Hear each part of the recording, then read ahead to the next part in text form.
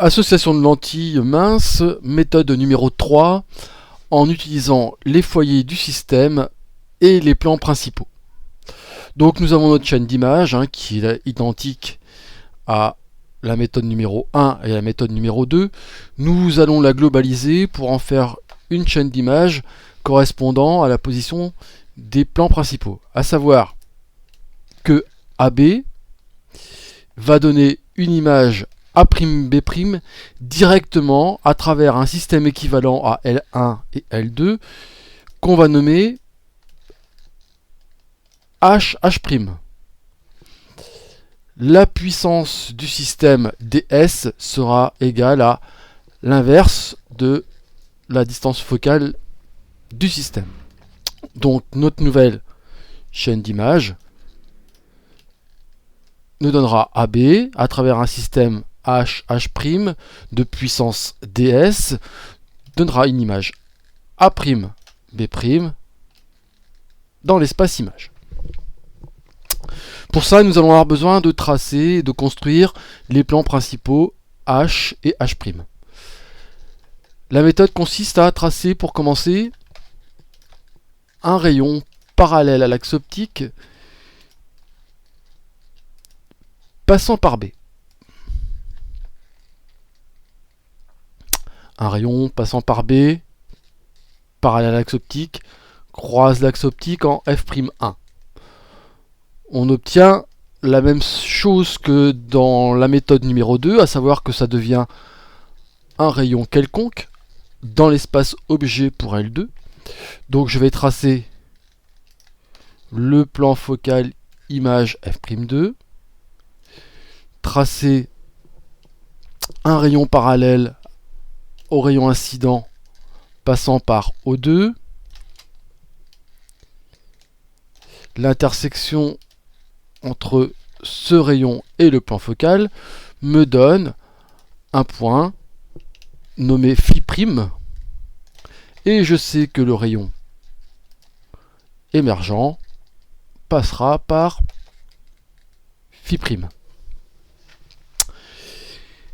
Maintenant, nous allons pouvoir construire la position de F'S. F'S, c'est l'intersection entre le rayon émergent et l'axe optique. Donc si je prolonge ce rayon, ici, je vais obtenir un point qui portera le nom de F'S, à savoir le foyer image du système. Donc c'est bien l'intersection entre le rayon émergent et l'axe optique.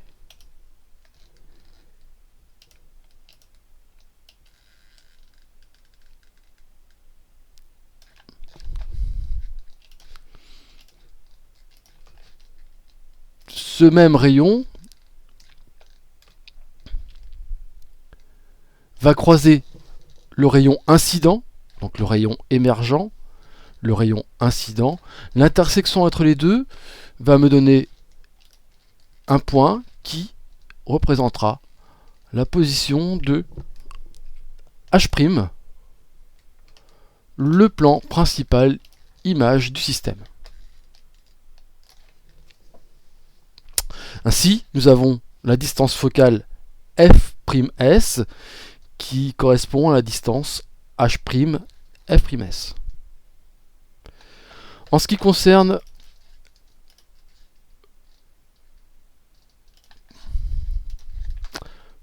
le foyer objet et le plan principal objet, il faut tracer un rayon émergent rejeté à l'infini. Ce rayon rejeté à l'infini vient de F2.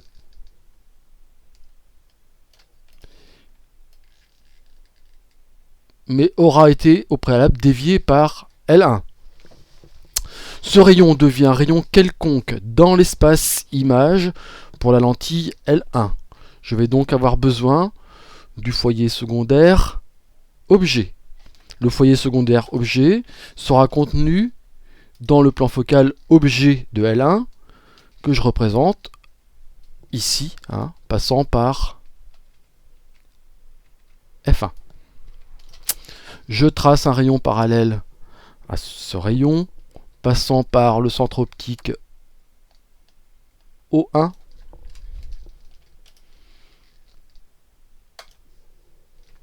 J'obtiens un point qui s'appellera phi, foyer secondaire objet. Je sais que le rayon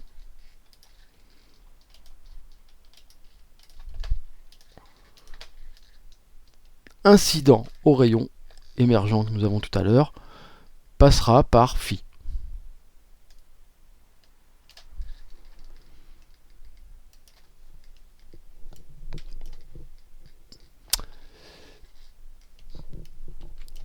De la même façon que tout à l'heure, hein, le rayon incident croisera l'axe optique en fs.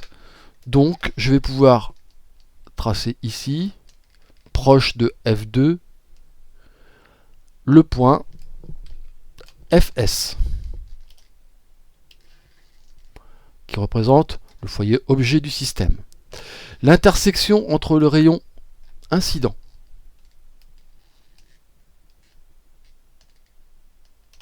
et le rayon émergent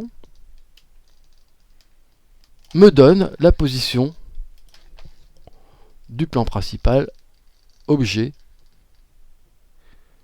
qu'on nommera H.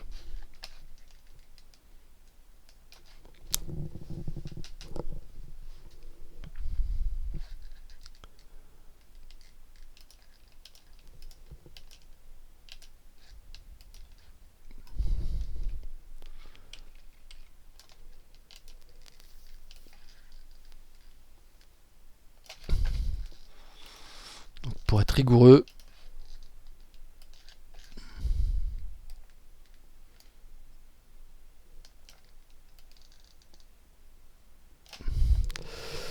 donc nous obtenons un système avec le foyer objet du système fs ici, le plan principal objet ici, le plan principal image ici et le foyer image du système ici.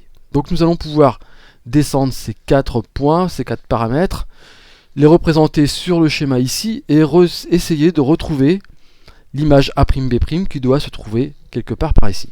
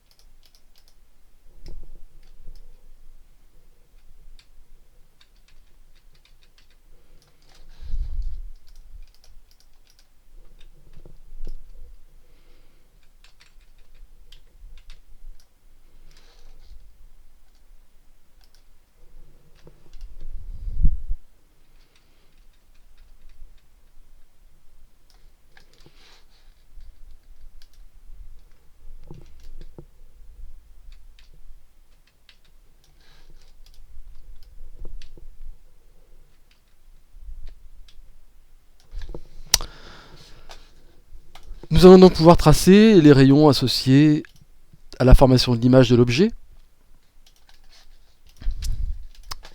Un rayon passant par B,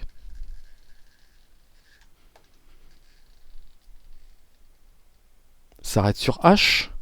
Entre H et H', marche fictive, ce rayon croise l'axe optique en F'S.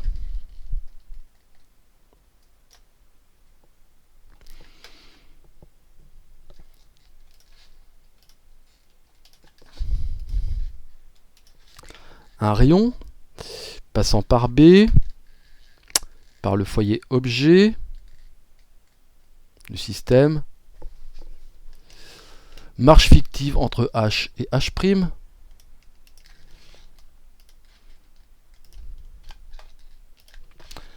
et rejeté à l'infini parallèle à l'axe optique.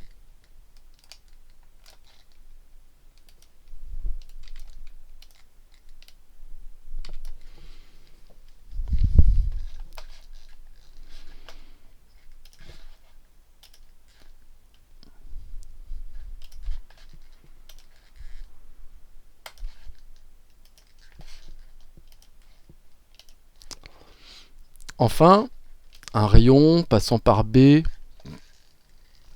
par l'intersection entre le plan principal objet et l'axe optique, marche fictive entre H et H', ressort parallèle à ce rayon uniquement si les indices sont identiques de part et d'autre du système optique.